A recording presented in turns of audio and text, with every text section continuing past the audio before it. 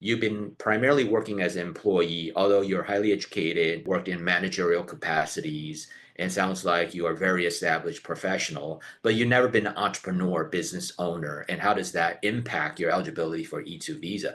If you've never been an entrepreneur, it's not an automatic deal breaker, but they will factor that in. So it depends on what kind of business you end up pursuing here in the United States. Let's say, for example, you pursue a startup business that's independent, non-franchise startup business. In that type of scenario, not having entrepreneurship experience is not always a deal breaker if your work experience, your professional experience, including management, is relevant to the type of business you establish here in the United States.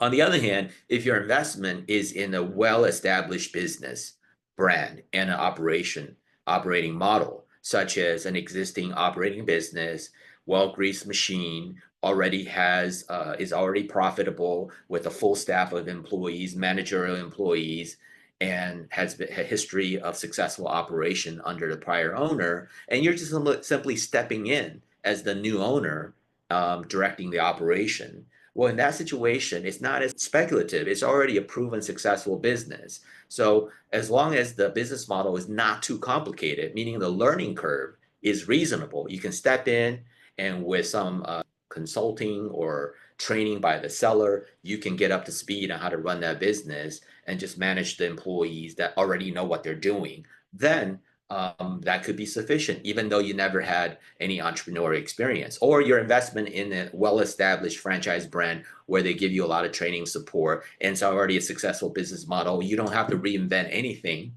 You're just implementing a successful business model. That could be sufficient to satisfy the visa officer, even though you don't have entrepreneurship experience, because they know you're going to get the necessary support to run this business. So it's situational like that. I've gotten plenty of clients E2 visa approval who's never been in entrepreneurship.